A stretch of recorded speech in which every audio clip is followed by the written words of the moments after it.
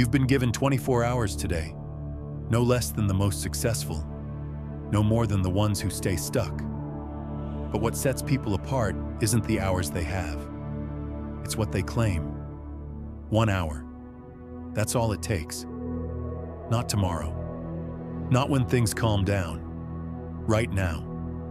That's the hour that rewires your path. Most people drift. They don't decide. They react to alarms, to messages, to expectations. They scroll through life hoping momentum finds them. But you, if you're still listening, you've felt it. That tension inside that whispers, there's more. You know you're not here to coast. You're here to build. This story is not about grand gestures. It's about micro choices. The kind you repeat when no one's watching. The kind that compound over time and forge character like steel under fire. Your life doesn't need an overhaul. It needs 1 hour of deep ownership. And that begins with a decision. A decision to carve out space before the world claims you. To say, this time is mine. This isn't an act of indulgence. It's a rebellion against mediocrity. It's a declaration that your goals, your health, your clarity, your growth, they matter. Not just when convenient, but every day. You don't need 10 hours. You don't need perfection. You need presence. In this 1 hour, you show up not for the world, but for yourself. You train, you read, you reflect, you move, you write, not to impress, but to invest. The return, confidence, direction, momentum, the truth? Most people already have the time. They just give it away. They scroll, complain, overthink, delay. 1 hour turns into another, wasted. But you're about to break that cycle. Because time is not just passing, it's asking. What are you doing with me? Marcus Aurelius, a Roman emperor and Stoic philosopher, understood this centuries ago. Amid wars and politics, he still made time to write meditations, not for fame, but for self-clarity. That was his hour. And through that hour, we're still learning from him today. He didn't wait for peace. He made it. He didn't need ideal conditions. He created them with intention. So can you. 1 hour is only 4% of your day, yet it contains 100% of your power. Power to reset the story. Power to rewrite beliefs. Power to begin building the life you keep postponing. Not in theory, in practice. Today, you might think, but I'm too tired, I'm too busy, I've already wasted too much time. No, you're not too late. You're just at the beginning. What matters isn't what you didn't do yesterday. What matters is what you decide to do right now. Because this hour isn't a task. It's a mirror, and it reflects what you believe you're worth. So here's the truth. If you give this hour to your growth, over and over again, you won't recognize yourself in 6 months. You'll walk differently. You'll think sharper. You'll speak with more clarity. Because repetition isn't just routine. It's how identity is built. You're not trying to impress anyone. You're not trying to prove anything. You're just showing up. Consistently. And over time, that becomes your edge. When others are distracted, you're focused. When others are tired, you're building. While others wait for life to change, you're changing yourself. Don't wait for motivation to show up. Show up first. Motivation follows movement. Discipline is what you build when you move before you feel like it. And in that discipline, you discover your strength. This hour will feel uncomfortable at first. You'll be tempted to skip it, to delay. But the discomfort isn't a sign of failure. It's the threshold of change. It's proof you're stepping into something real. Stay there. Breathe through it. act anyway. Because every time you protect this hour, you're protecting your future. You're casting a vote for the version of yourself that keeps promises, that follows through, that leads. And leadership doesn't begin with managing others. It begins with managing you. You don't need fanfare. You need a notebook, a quiet room, and a fierce decision. You don't need approval. You need alignment. And you don't need to know how everything will unfold. You just need to commit to this hour. Daily. Honestly. Repeatedly. And when you do, something will shift. Slowly, yes, but deeply. You'll feel your mind clearing, your doubts shrinking, your voice getting louder. Not the one you use for others, but the one that leads you when it's dark and quiet and no one's watching. So let today be the first, not the first attempt, but the first true commitment. Show up for 1 hour, and then do it again tomorrow. That's the difference. Not talent, not luck, not perfect plans. Just 1 hour. Repeated, because 1 hour a day can change your life. But only if you're ready to stop waiting for the world to give you what you haven't yet given yourself. Time, attention, and intention. You've claimed your hour. Now it's time to rise with purpose and win the day. The next step begins when your feet hit the floor. The alarm goes off. You hear it, but you don't move. Your finger hovers over the snooze button like it always does. 5 more minutes.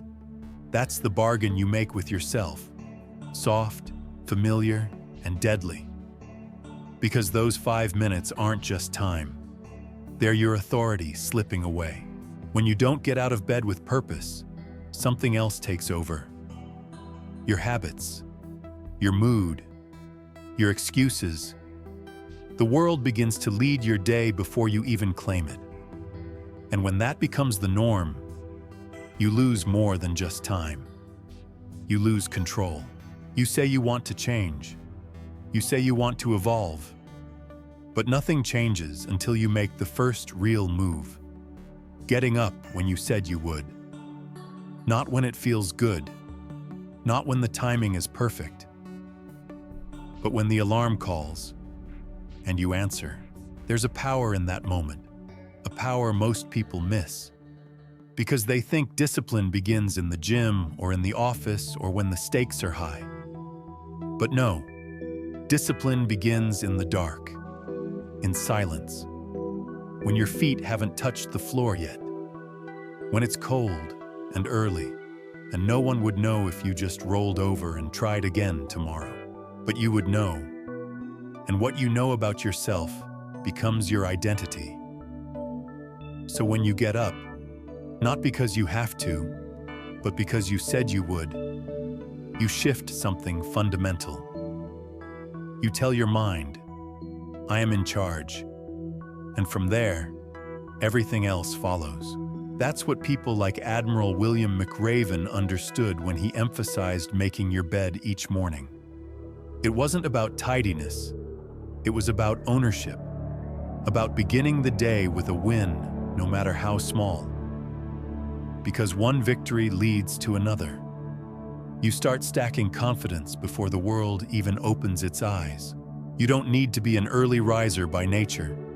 You don't need to bounce out of bed smiling. You just need to rise with purpose. Because how you begin your day shapes how you meet the rest of it. If you start with hesitation, doubt leaks into your next choice. If you start with delay, you train your mind to procrastinate. But if you begin with action, simple, honest action, you build momentum. And momentum is rare. It's not noisy or glamorous. It's built in shadows, in the quiet choices that no one claps for. When you rise early, when the world is still, and you do something that matters to you, you create space. Space for clarity. Space for power. Your morning is your most sacred time. It doesn't belong to your phone, your inbox, or anyone else. It belongs to you. It's the one time in the day when there's no noise, unless you let it in. And if you can protect that time, even for just 1 hour, you give yourself a head start most never even try for. Think about it. While others are still bargaining with their alarms, you've already made a decision. While they're reacting, you're acting. While they're avoiding discomfort, you've chosen to face it. That's not just discipline, that's advantage. You don't need 3 hours. You don't need a perfectly curated morning routine. You just need to get up when you said you would and do one thing that moves your life forward.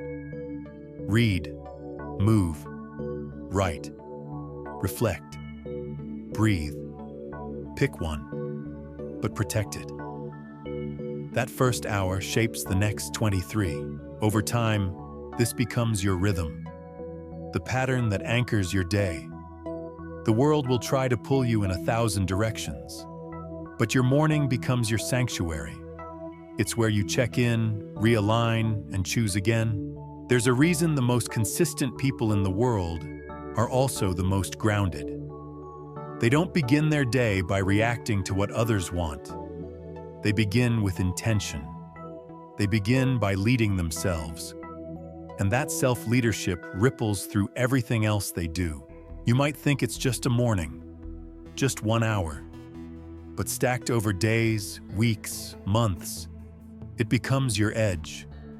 It becomes your discipline, your identity, your certainty. Not because every morning is perfect, but because you chose to show up anyway. And that choice, it rewrites your relationship with yourself. You stop negotiating. You stop delaying. You start trusting. Because now, your word means something. You said you'd get up. You did. Again and again. So when the alarm rings tomorrow, listen carefully. It's not just a signal to wake up. It's a question. Will you own this day or let it slip through your fingers? You already know the answer. Now it's time to take that answer into the rest of your day. Because the next chapter isn't about staying awake. It's about staying focused. Your time is coming.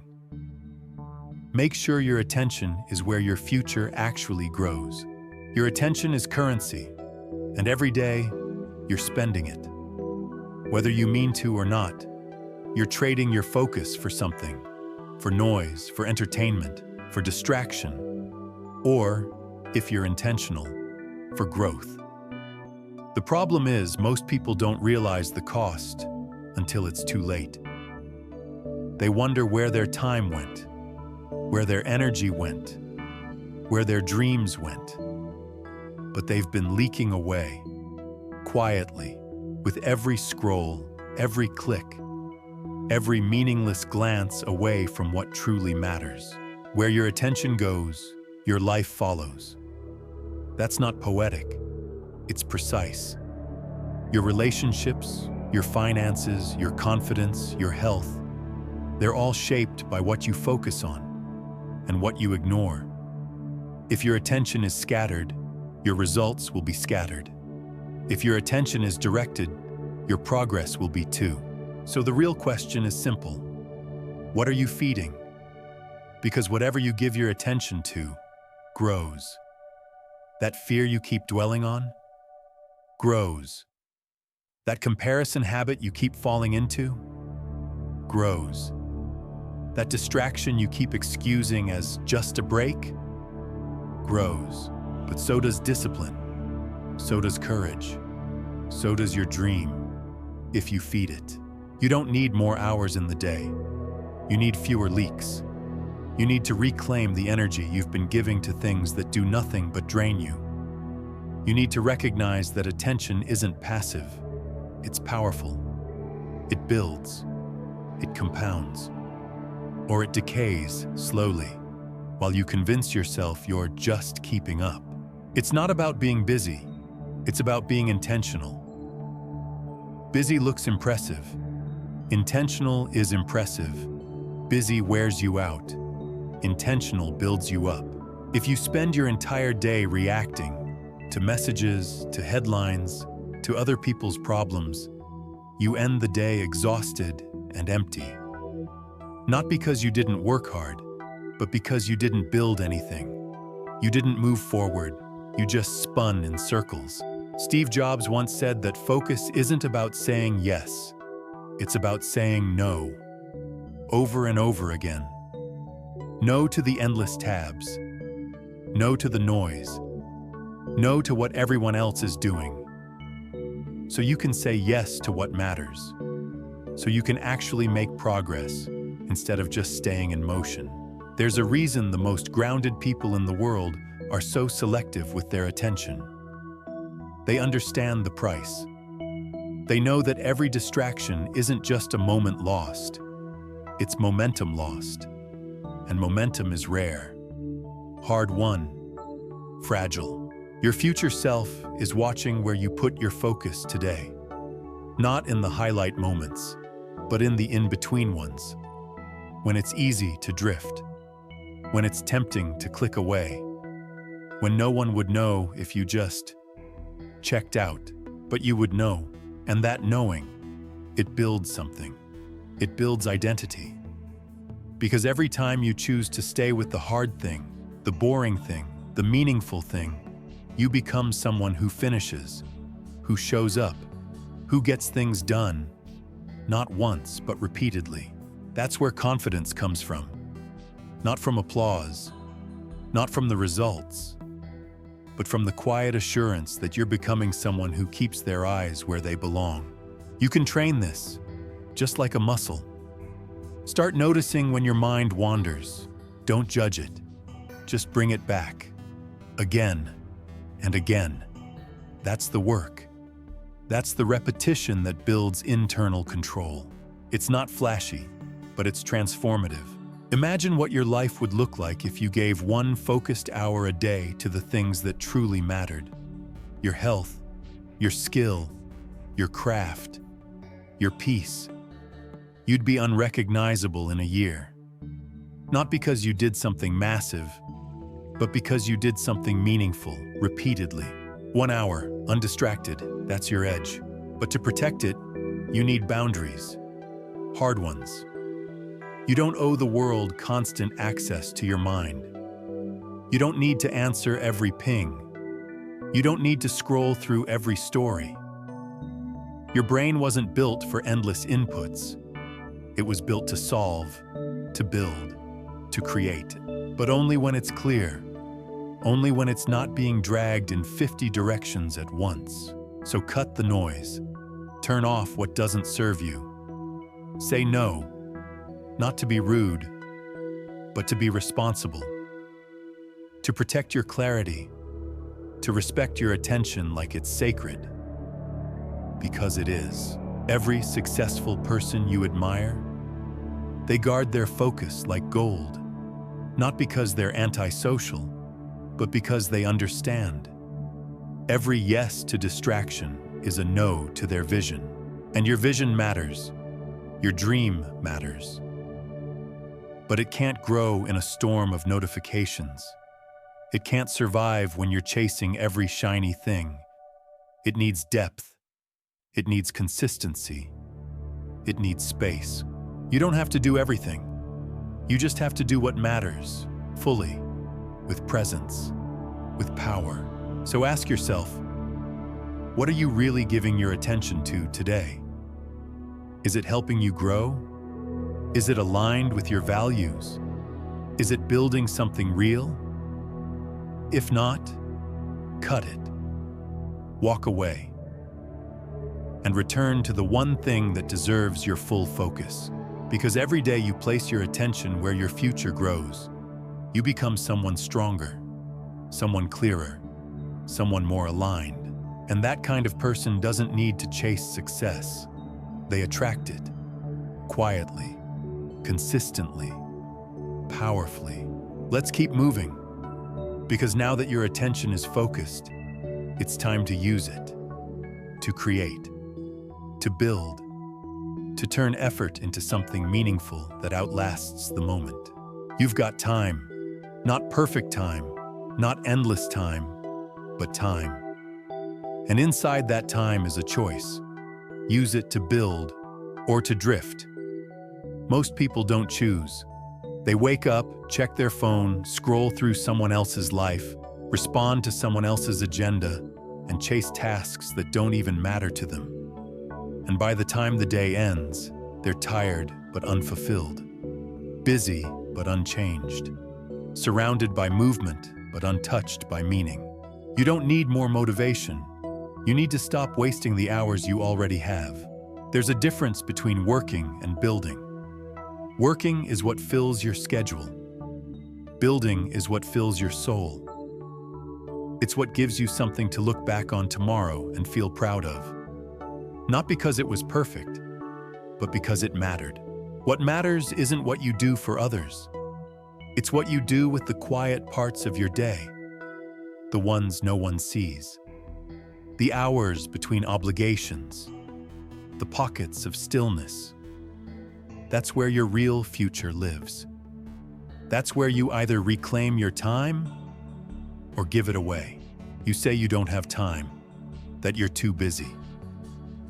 But here's the truth. If it's not a priority, you'll always find an excuse. And if it is, you'll make space. Not because it's convenient, but because it's necessary. Your goals don't need more ideas. They need more action. Your purpose doesn't need more daydreams. It needs your hands. So what are you building? Maybe it's a skill. Maybe it's your health. Maybe it's a business, a body of work, a new path.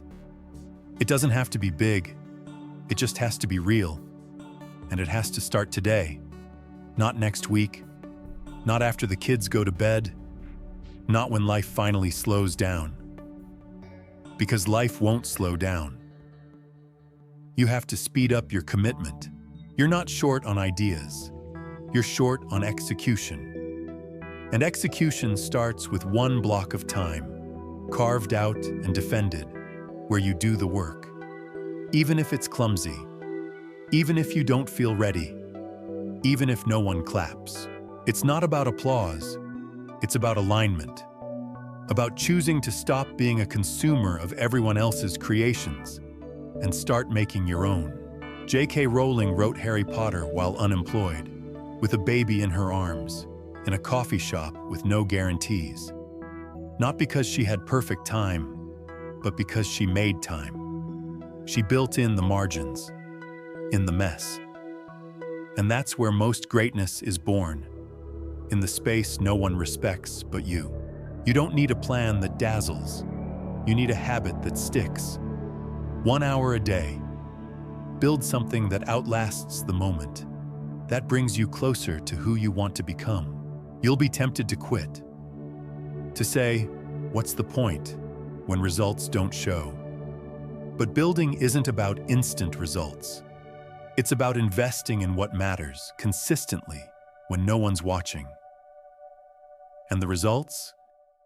They show up when your habits are too deep to turn back. This is your practice ground. Not every day will feel significant. But each one lays a brick. Each hour you build is a piece of a foundation that doesn't shake when life gets loud. Building isn't easy. It's repetitive, uncelebrated. It happens in silence, but in that silence, you find yourself. You stop floating. You stop waiting. You take the wheel. You don't need a vacation. You need a reason. Something that wakes you up with clarity and keeps you focused when everyone else gets distracted. Most people are exhausted, not from working too much, but from not working on anything that matters to them. From spending their best energy reacting instead of creating. From giving their time to things that feed their boredom instead of their vision. Don't be most people. You don't need to change everything overnight. You just need to commit to 1 hour where you create instead of consume, where you engage instead of escape, where you move forward instead of staying stuck. Even small actions count. 1 page written, One concept practiced, one step taken. These aren't minor, they're momentum. And momentum is rare. When you feel it, protect it. Some days you'll be tired. Some days you won't feel like it. Do it anyway. Not to be perfect, but to stay consistent. Because consistency is how you build trust. With yourself, with your dream, with your future. The hour you build with today becomes the confidence you carry tomorrow. That's not motivation. It's math. Every project started, every goal reached, every path forged. It all started with someone deciding to build anyway. To stop saying someday and start saying right now. There's something sacred about giving time to your future, something that rewires you. You start walking differently, talking differently, making decisions with purpose, not panic. You don't need to prove anything to anyone. You just need to prove to yourself that your time means something, that your vision is worth the effort, that your life is being shaped, not by accident, but by design. So look around at your life. Ask yourself, what do I want to build today? What am I willing to start, even if I'm not ready? What small action can I take that my future self will thank me for? Then do it. Not because it's easy, but because it's yours. And once you build that, we move into the next layer, the inner structure. Because growth doesn't just come from doing more. It comes from knowing more, from learning on purpose, not by accident. Growth isn't about hustle. It isn't about moving faster. It's about moving wiser. And that wisdom doesn't come from guessing. It comes from learning. But not learning in the passive, scattered way you've been conditioned to believe is enough.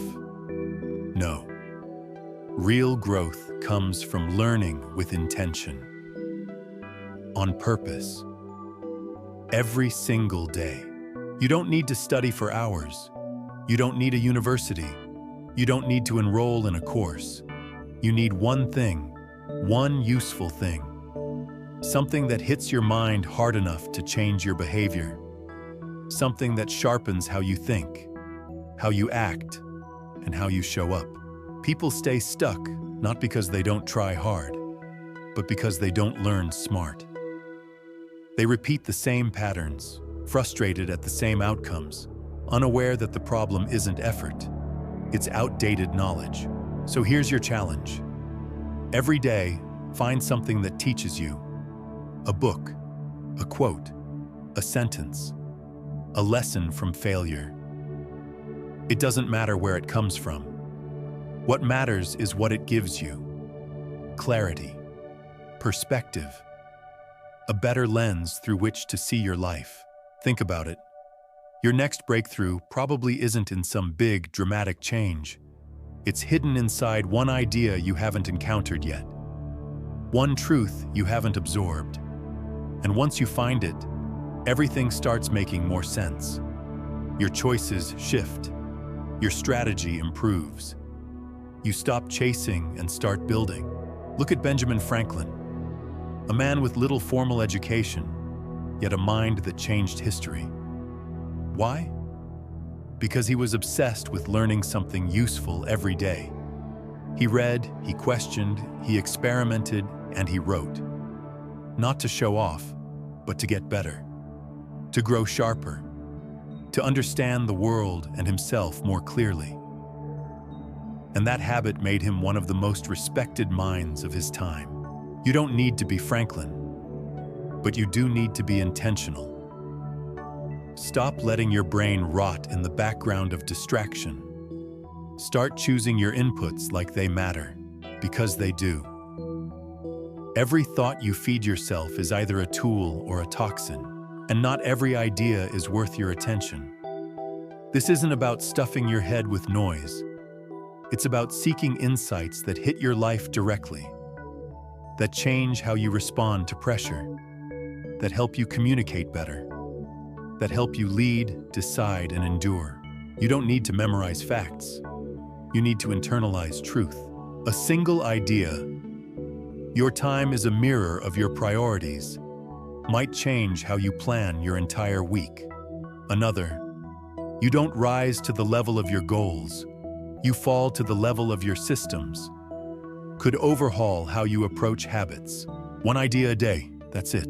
30 days from now, you'll have 30 mental upgrades, 30 mindset shifts, 30 pieces of armor to protect your focus, your time, your momentum.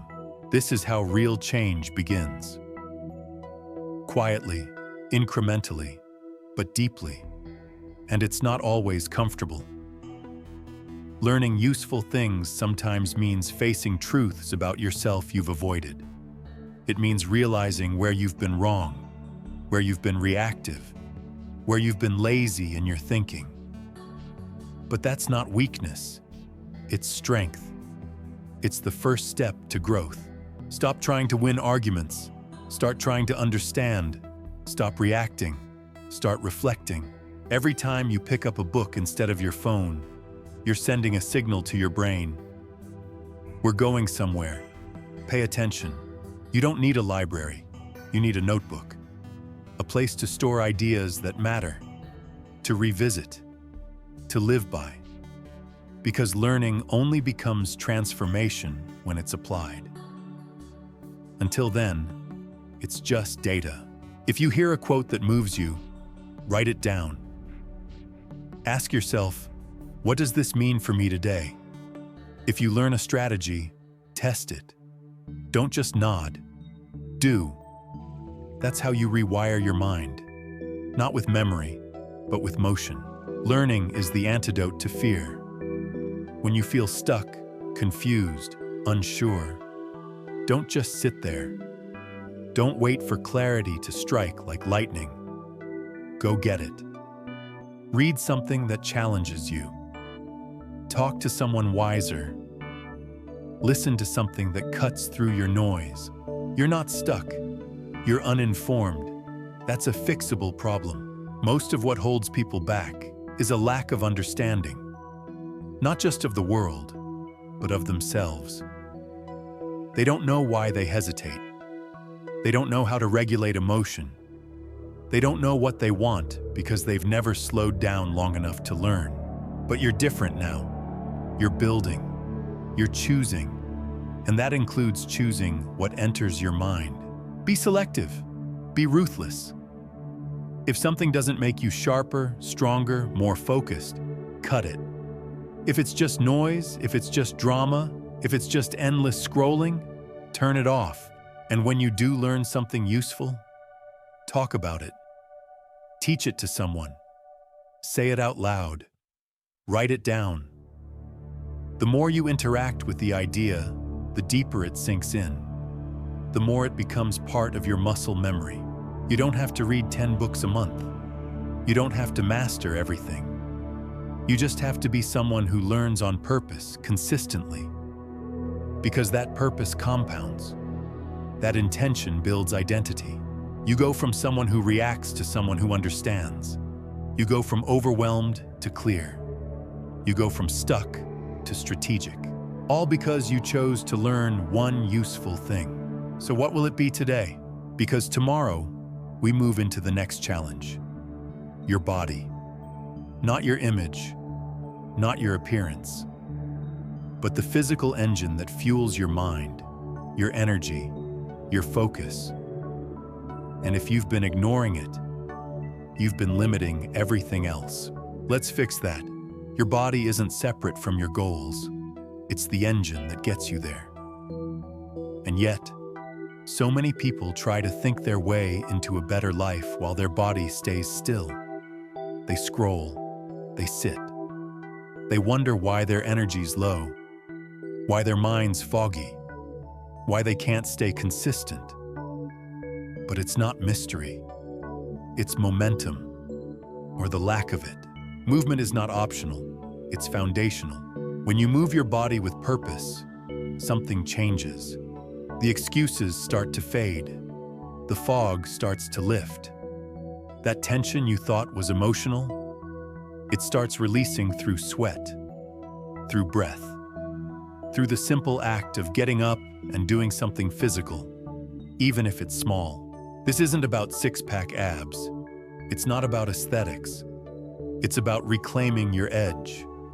It's about waking up the part of you that's been dormant, not lazy, just underused. Your strength isn't gone. It's just waiting to be activated. You don't need a gym membership. You don't need a personal trainer. You don't need an hour-long routine. You need intention. You need to move every day with focus, not perfection. Muhammad Ali said, "I don't count my sit-ups. I only start counting when it starts hurting. That's when it really counts." Because it's not about the movement. It's about what it activates in you. That part of your mind that says, "I can go further." That fire you forgot you had. You think discipline starts in the mind, but it's built in the body. You train your mind through your body, through every repetition, every step, every push. Not because it's fun, but because it teaches you something nothing else can. I don't need to feel ready. I just need to begin. When you move, you interrupt your patterns. You stop spiraling. You stop overthinking. You reset. Even 10 minutes can change your entire day. 10 minutes of sweat is 10 minutes of reclaiming your power. But you have to do it first, before the excuses show up, before the world pulls you into distraction. You've got to carve out that moment and say, "This is mine." This isn't punishment. This is activation. There's something ancient and true about using your body. Humans weren't designed to sit for hours, to disconnect from the physical world. We were built to move, to push, to sweat, to feel the ground under our feet. And when we don't, we lose something. Not just physically, but emotionally. You don't need to love it. You just need to start. Jumping jacks, a walk, push-ups, yoga, stretching, dancing in your room with no one watching. The form doesn't matter. The effort does. Every time you move, you tell yourself, "I care. I care enough to show up. I care enough to fight for my energy. I care enough to push against the gravitational pull of comfort." And that comfort is seductive. It whispers, "Take it easy. Do it later. Skip it today." But each time you listen, each time you hit snooze on your body, you're telling your brain, "We don't really mean what we say." That's how trust breaks. Not just with others, but with yourself. But when you move, even when it's hard, even when it's inconvenient, you rebuild that trust. You remind yourself, "I keep my word. I act on what I said mattered. I follow through." That's not just strength, that's self-respect.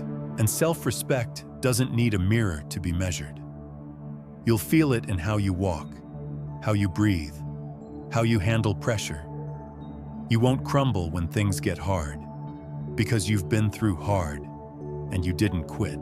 That's why movement isn't separate from mindset. It's the training ground.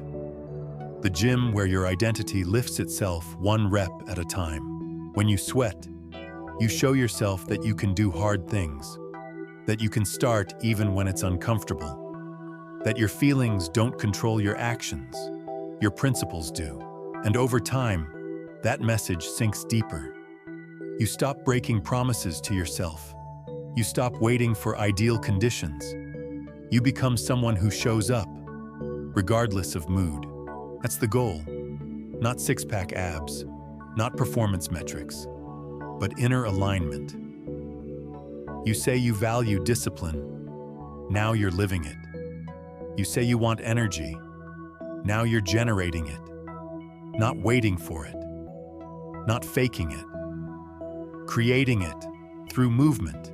Remember David Goggins, former Navy SEAL, ultramarathon runner, and one of the toughest men alive? He wasn't born that way. He was overweight, depressed, and full of doubt. Until he started running.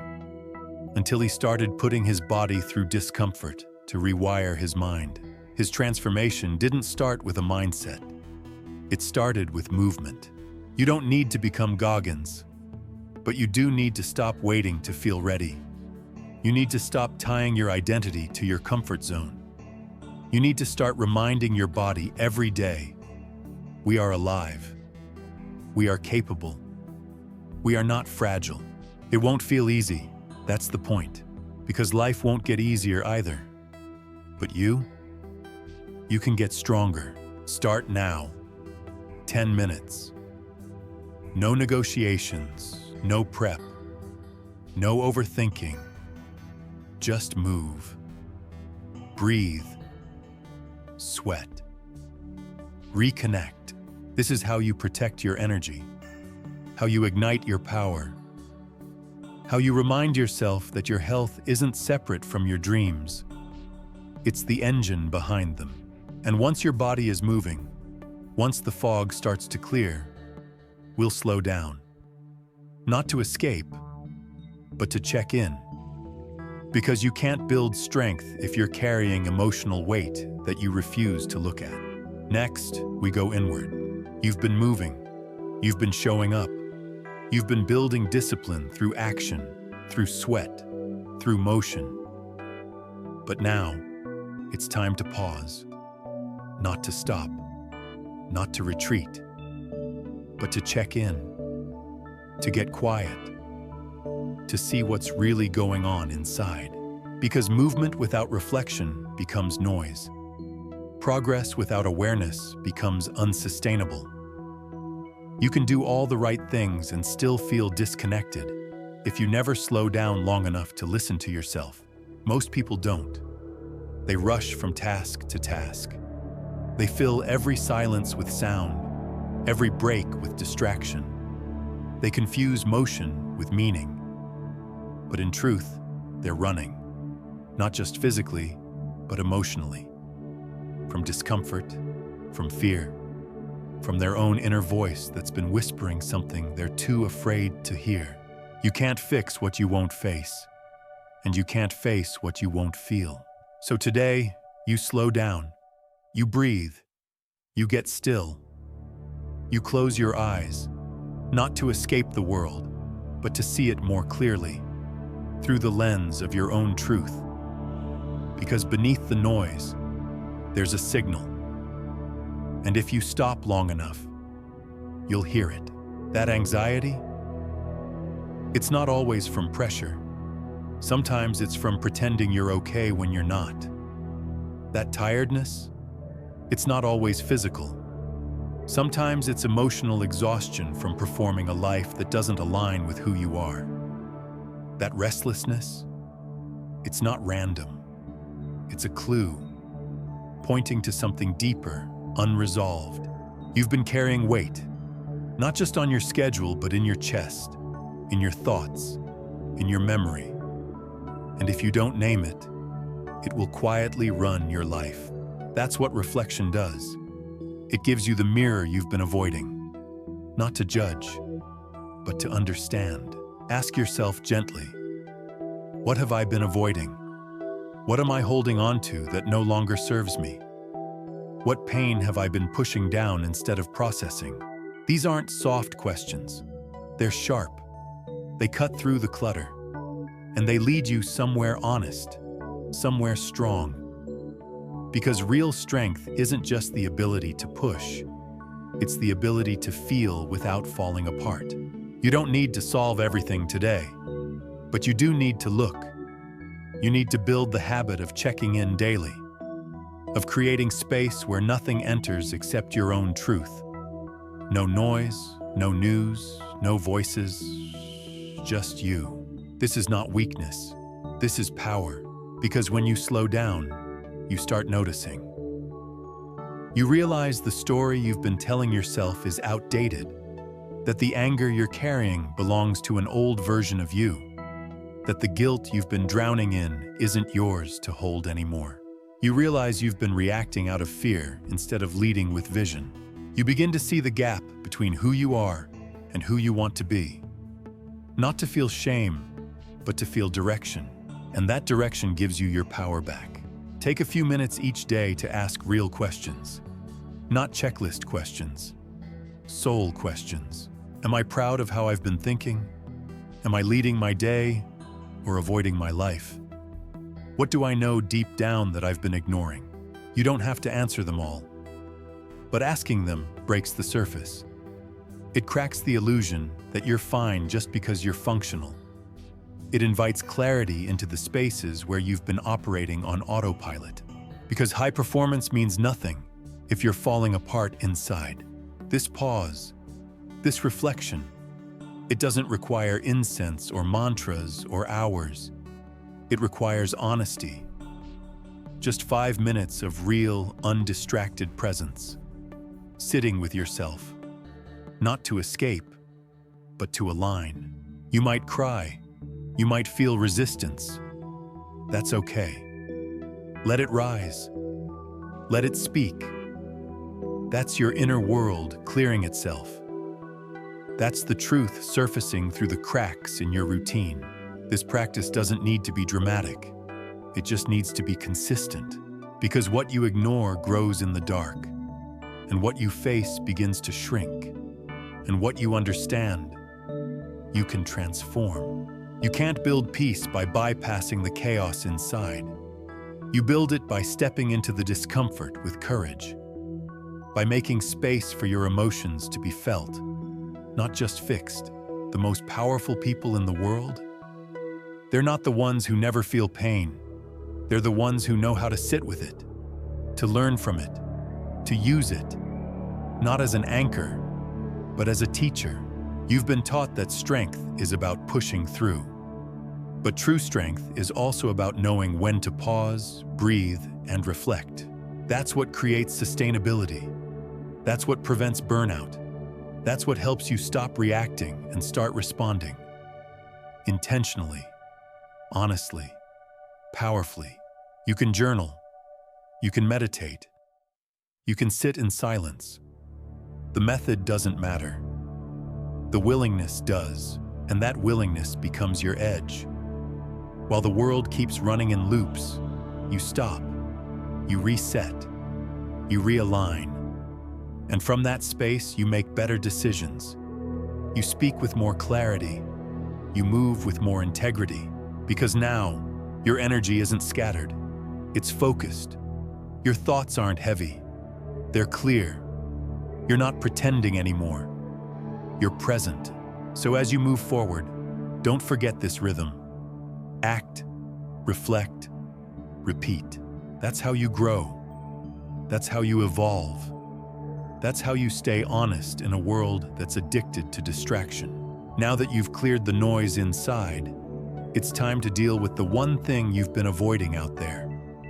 The issue that keeps following you, whispering behind every accomplishment, draining your momentum. It's time to face it. You already know what it is. It's there. That thing you keep pushing aside. You think about it, then bury it beneath productivity. You distract yourself with checklists, entertainment, other people's needs, anything to avoid facing the one problem that sits silently at the center of your mind. But deep down, you know, it's still there. And until you face it, nothing you build will feel whole. We all have one. Maybe it's a decision you've delayed, a conversation you've been dreading, a truth you haven't admitted to yourself, a responsibility you've been dodging. It doesn't go away because you're busy. It doesn't shrink just because you pretend it's not there. In fact, the longer you avoid it, the louder it gets, just in quieter ways. It shows up in your stress, in your fatigue, in your hesitation. It steals your energy one subtle drop at a time. The problem you're avoiding is costing you, not just in obvious ways, but in lost clarity, in fragmented focus, in the growing gap between who you are and who you're trying to become. It's time to stop running. This isn't about fixing your whole life in a day. It's about picking the one thing you've been avoiding and turning toward it. Not to fight it, not to destroy it, but to finally face it with clarity and ownership. Because the longer you wait, the heavier it becomes. The more it controls your thoughts, the more it shapes your identity. Avoidance doesn't buy time, it sells your power. So take a breath and get honest. What's the one thing you've been telling yourself you'll handle when the time is right? What have you convinced yourself can wait, even though it's draining you quietly? Maybe it's a financial decision you've postponed. Maybe it's ending a toxic relationship. Maybe it's admitting the career you're in no longer fits who you are. Maybe it's your health, your drinking, your lack of boundaries, your truth. Whatever it is, name it. Pull it out of the shadows. Because once you name it, you take away its mystery. And once you take away the mystery, you can finally create a path forward. This is not about doing it all perfectly. It's about interrupting the pattern of delay. It's about saying, I'm done pretending this isn't affecting me. You don't need to solve it today. You just need to start. One phone call, one boundary, one decision, one sentence, one step. That first step, that's the crack in the wall. That's how pressure starts to release. Not because the problem vanishes, but because you've taken your power back. Avoidance is fear dressed in procrastination. It tells you you're safer waiting. But all it's really doing is convincing you that you can't handle your own life. That's a lie. You're not weak for having this problem. You're strong for choosing to stop avoiding it. Think of Viktor Frankl, who endured unimaginable suffering in concentration camps. He couldn't change his external reality, but he found freedom in choosing his response, in facing what couldn't be avoided, in finding meaning even in the pain. He didn't run from the truth. He used it. That's your path too. Avoiding what drains you doesn't make you strong. Facing it does. And when you do, something shifts. You start to feel lighter. Your decisions get clearer. You stop second-guessing every move. Why? Because you're no longer living in two realities. The one you show the world, and the one you're hiding from yourself. You don't need permission to handle what's been haunting you. You don't need a blueprint. You need honesty, courage, and one bold step forward. You've made things work this far while carrying this weight. Imagine what you could build without it. That's what you're unlocking today. Not perfection, but freedom. From guilt, from delay, from the quiet ache of unspoken truths. Because when you stop avoiding, you start healing. You start building from a place of integrity. You stop splitting your energy and start channeling it. And that momentum? It spills into everything else.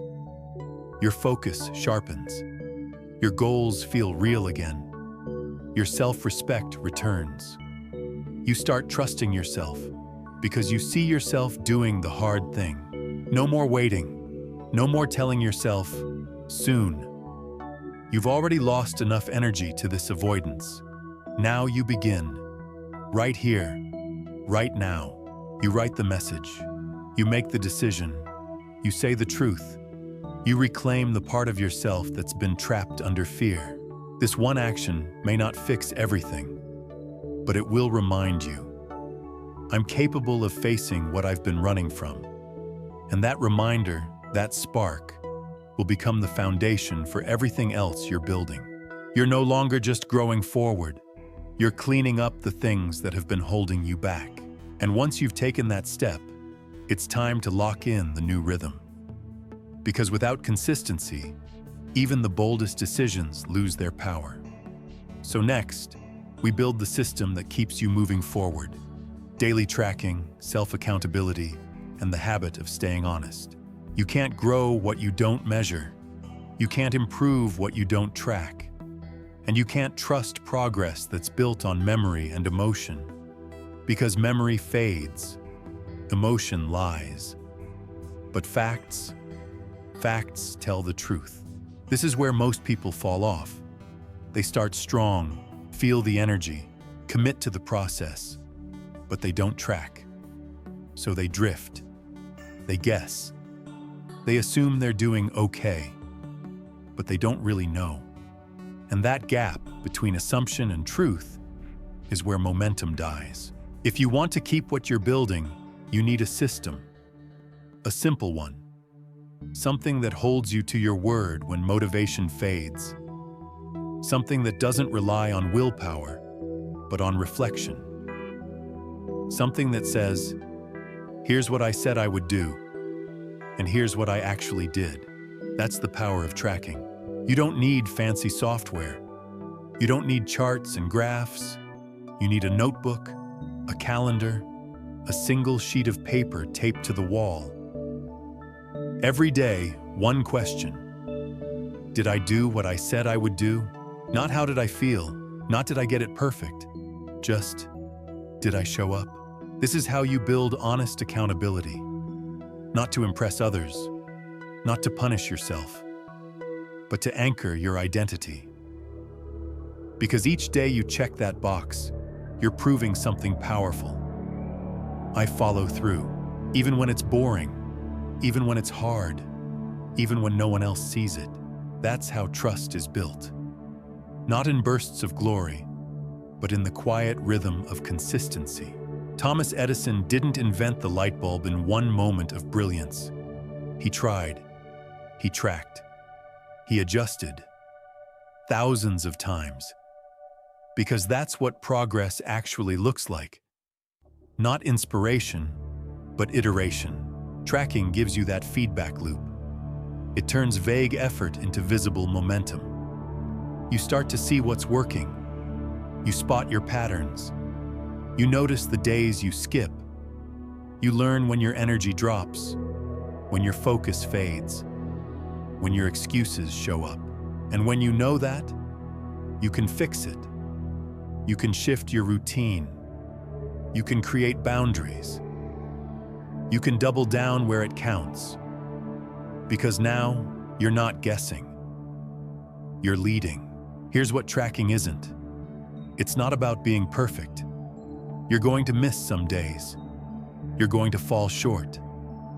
That's part of it. The goal isn't perfection. It's awareness. It's ownership. You're not just living. You're learning how you live. And when you write it down, you take control back from distraction, from emotion, from memory gaps. You stop being someone who tries and start being someone who knows. That's how you stay consistent. Not through hype, but through systems. Because consistency is fragile when it lives only in your head. But on paper, it becomes real, visible, trackable.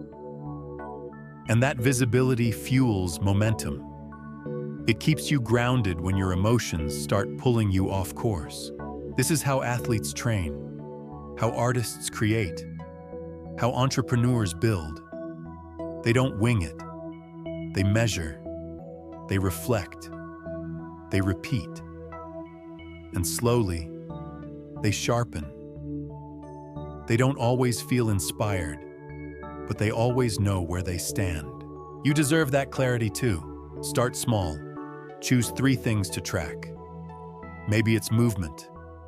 Maybe it's learning. Maybe it's your 1-hour habit. At the end of the day, mark it. Yes or no, done or not. That's it. Then review weekly. No judgment, just pattern recognition. When you do this for 30 days, you'll know more about your mind, your energy, your discipline than most people learn in years. You'll notice when you self-sabotage. You'll spot your excuse language. You'll see the difference between effort and effectiveness. And when you feel like quitting, because you will, you'll have something to look back on. A record of every time you showed up when it was hard. Every small win. Every promise kept. That's fuel. That's confidence you've earned. This isn't about pressure. It's about precision. You've already decided to build. Now you're deciding to sustain.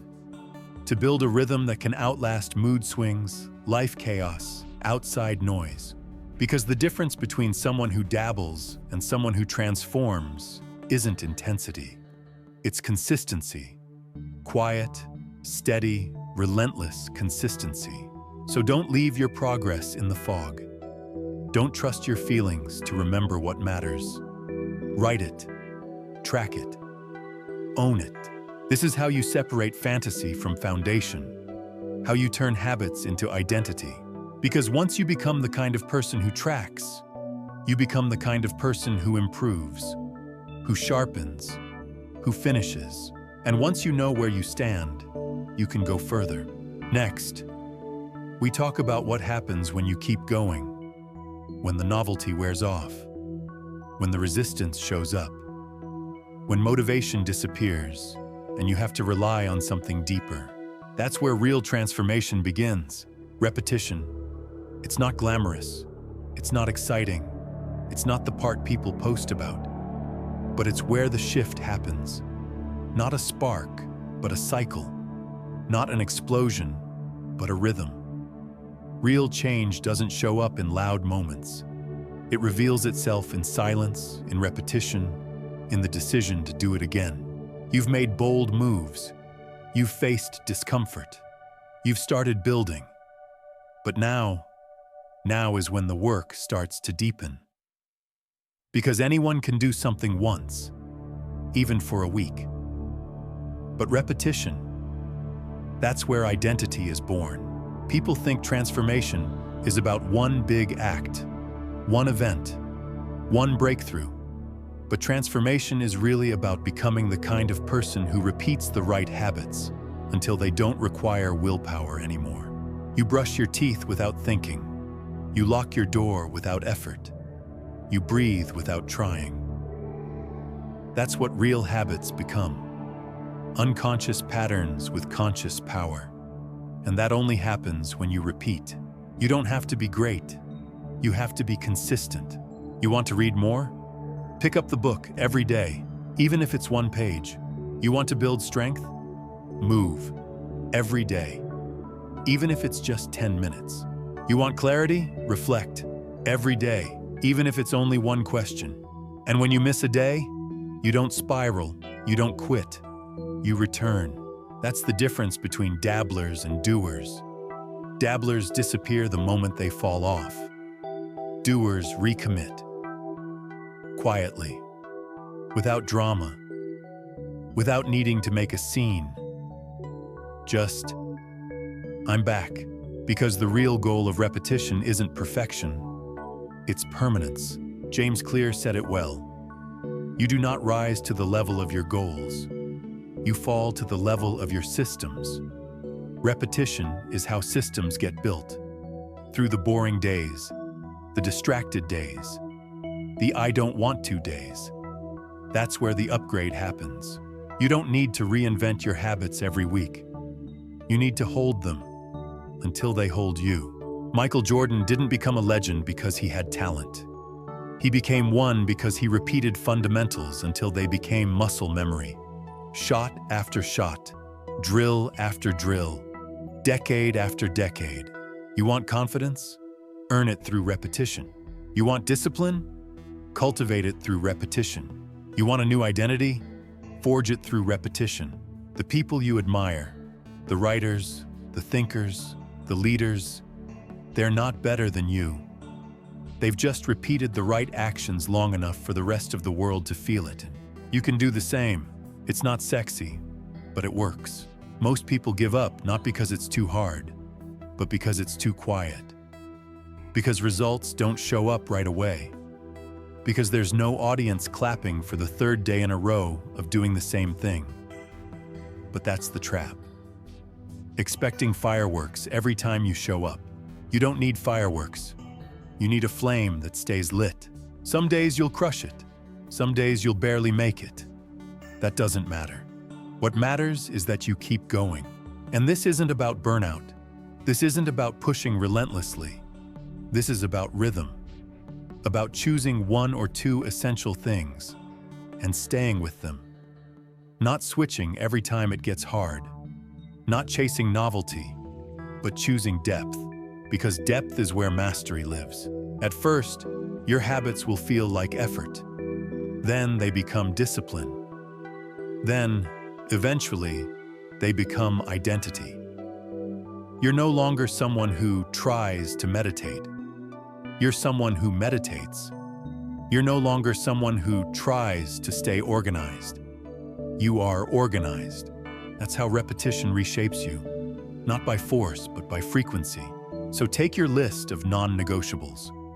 Movement, reflection, learning, tracking, and repeat them. Again and again.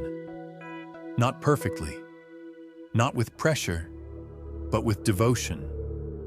With quiet, daily belief that this process is working, even when results are invisible, because you won't always see the change, but you'll feel it in the way you speak to yourself, in the way you react less, in the way you stop explaining and start doing. Repetition is the long road, but it's the real one. And along the way, resistance will show up.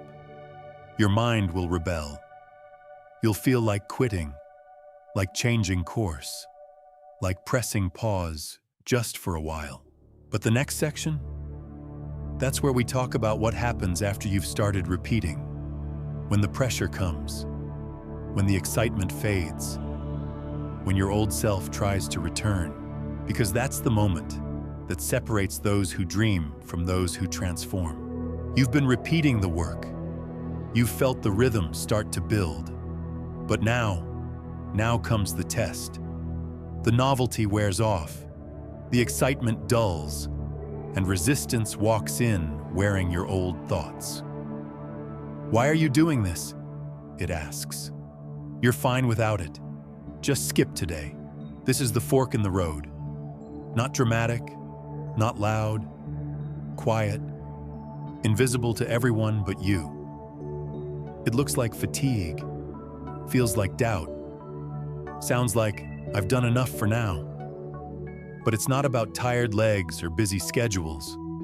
It's about your old self trying to reclaim territory, and it will, if you let it. See, your old identity doesn't just disappear when you start new habits. It lingers. It waits. It watches for the first moment of weakness. And when you hesitate, it doesn't whisper. It pounces.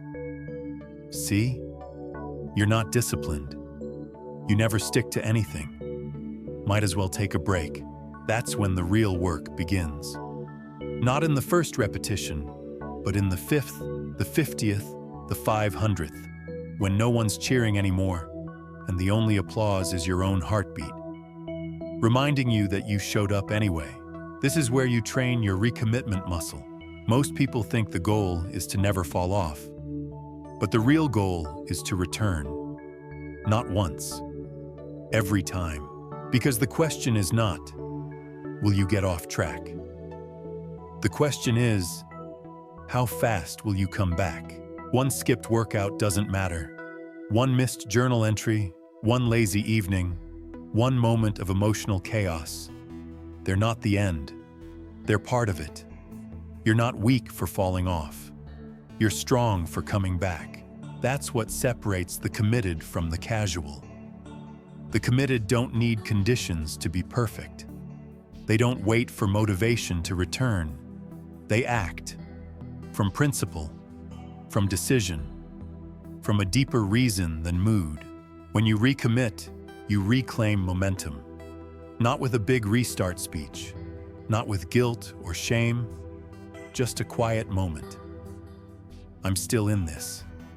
Let's go. That's resilience. That's power. It's easy to be disciplined when it's easy. The edge is built when you push forward after failing forward. When you re-enter the routine, not with shame, but with strength. This isn't about beating yourself up. It's about seeing the lapse and still returning. Because discipline without compassion becomes cruelty, but compassion without structure becomes chaos. You need both. You need the softness to forgive and the structure to begin again. Think of Serena Williams, undeniably one of the greatest athletes in history. She didn't win because she was always in peak form. She won because she kept returning. Through injury, doubt, setbacks, life changes, she showed up. Not perfectly, but reliably. And that's what made her legendary. You have that same capacity. So when your mind says you've done enough, ask, enough for what? To feel safe? To stay the same? Or to grow? Because you're not here for comfort. You're here for transformation. And transformation isn't one straight line. It's a spiral. A loop of returning, refining, rising. Each time you recommit, you build integrity. You show yourself, I can be trusted with hard things. I can miss and still matter. I can fall and still be faithful. That integrity doesn't make you perfect. It makes you real. And real is sustainable. If your routine falls apart today, pick up the pen, the weight, the book, the breath tomorrow. Don't start from scratch. Start from where you left off. Momentum doesn't die. It waits. And here's the truth. The more often you return, the less dramatic it becomes. Eventually, returning becomes the new habit. It becomes your baseline. Your nervous system learns that you don't quit, that you always come back. That's identity. Your old self is clever. It will disguise itself as kindness. Rest, take it easy. You've earned it. And sometimes, it's right. You need recovery. You need space. But you'll know the difference between rest and retreat. One renews you. The other erodes you. Listen closely. You don't need to sprint every day, but you do need to stay in the race. Even if it's walking, even if it's crawling, even if all you did today was not quit, that's enough. Because that's how fire is kept alive. Not with constant flame, but with consistency of fuel. Some days, your discipline will be a blaze. Other days, a flicker. But the goal is the same. Don't let it die. Recommitment is a decision made in silence. When the world isn't watching, when your ego is bruised, when the mirror reflects resistance. And still, you show up. There's no finish line here, only milestones. And every time you come back, you pass one. So ask yourself, what am I building that's worth returning to? Then recommit. And now that you've learned how to return, how to stay with it through resistance, next, we push deeper. Because growth isn't just about consistency. It's about strength under pressure. It's about pushing through, not recklessly, but relentlessly, until resilience becomes second nature. You've built rhythm. You've learned to return. Now you're entering the pressure zone, the space where most people quit, not because they're incapable, but because they've never trained themselves to stay steady when things get uncomfortable. But this is where transformation sharpens. When the friction shows up and you stop running. When resistance comes and you stop folding. When life pushes and you push back. You don't need perfect circumstances. You need the ability to persist when the energy isn't there, when the reward isn't obvious, when the path feels uncertain. Because real power isn't about speed, it's about staying power. Everyone can start, few can endure. Endurance isn't loud, it's quiet resolve. It's waking up tired and doing the work. It's moving forward when no one's validating you. It's holding the line, not with fire, but with faith. This is where resilience is born. You may think resilience is about being tough, about never feeling weak, but that's wrong. Resilience is about feeling weak and still standing, still choosing, still staying in the fight, not recklessly, but relentlessly. Think of someone like Malala Yousafzai, the young girl who was shot for speaking up about education. She didn't shrink.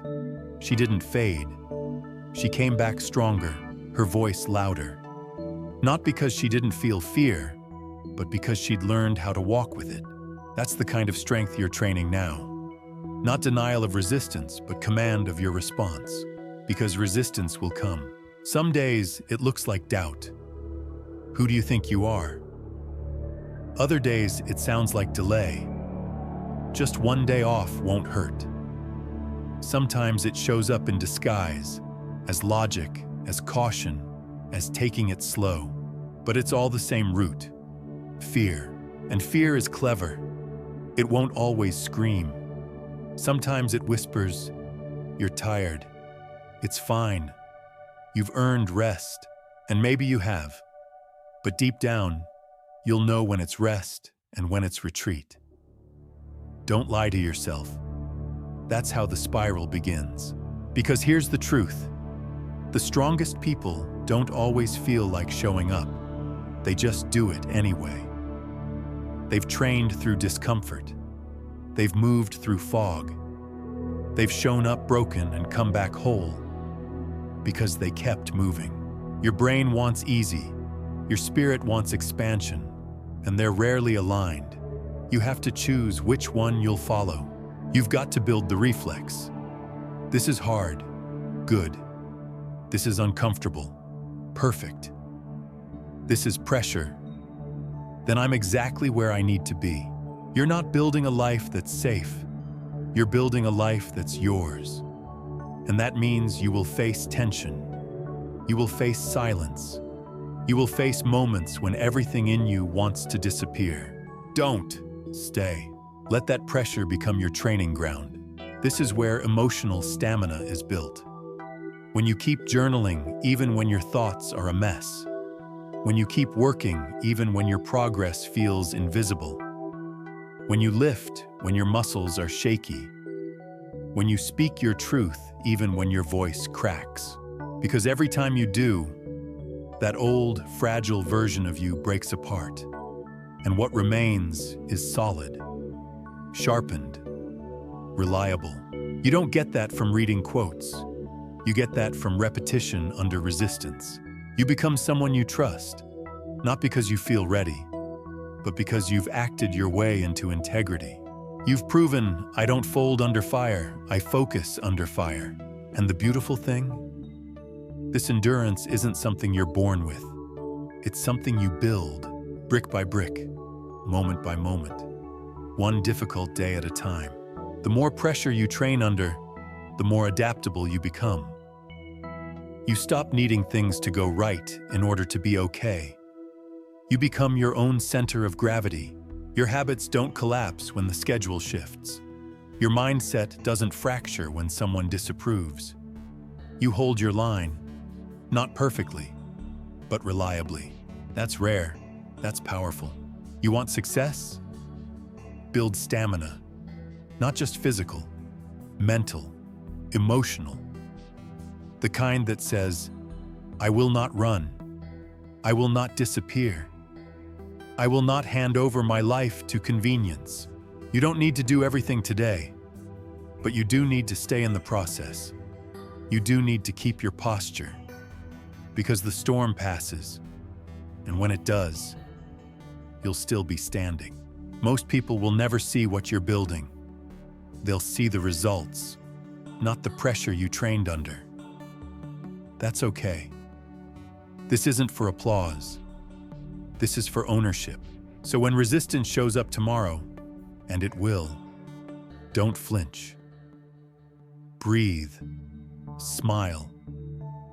Say, this is the part that makes me stronger. Because the final step isn't just endurance, it's embodiment. Becoming the kind of person who doesn't do the habits, but lives them.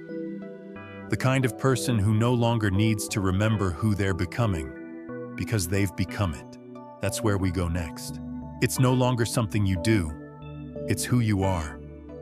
The repetition, the commitment, the small daily acts, they've fused into identity. You no longer negotiate with yourself. You no longer need to be convinced. You wake up and you show up, not because you're chasing a result, but because it's who you've become. The habits that once felt foreign now feel familiar. The choices that once felt difficult now feel automatic. You're not trying to stay disciplined. You are disciplined. You're not trying to be consistent. You live consistently. You don't have to tell yourself you've changed. You know it. You feel it. You are it. This is the reward for all the hours you thought didn't matter, for all the invisible victories, for every time you moved forward when it would have been easier to stay still. You kept going, and now you've crossed the threshold, not with a celebration, not with fanfare, but with something deeper, peace. Because the deepest peace comes not from comfort, but from alignment. When your actions match your values, when your rhythm matches your reason, when you're no longer living in the tension between what you say and what you do, that's what embodiment is. It's not about effort, it's about nature. You don't just run, you are a runner. You don't just write, you are a writer. You don't just build, you are a builder. You don't just choose discipline, you are disciplined. You've become the kind of person who lives what they once only imagined. And yet, this isn't the end. It's the beginning of a new responsibility. Because when you embody a new identity, you don't just act differently, you see differently. You think ahead. You make choices that protect your momentum. You no longer chase change, you guard it. You stop letting small setbacks spiral. You stop entertaining drama, distraction, doubt. Not because you're above them, but because you're beyond needing them. They don't match your new identity. You start choosing your inputs, like someone who knows they're building something sacred. You take care of your body, like someone who understands it fuels their purpose. You reflect like someone who knows clarity is everything. There's a stillness to you now, a steadiness, not perfection, but presence. You're no longer looking for the next life hack. You've found the rhythm that works. 1 hour, daily, focused, repeated. You've rewired your relationship with time. You've rewritten the story about what's possible for you. You've removed the word someday from your vocabulary. And now, your life moves differently. Because you move differently. You walk into rooms and people feel something. Not because you talk louder, but because your energy speaks for you. It says, I'm here. I've built this. I've earned this. I live this. That's power.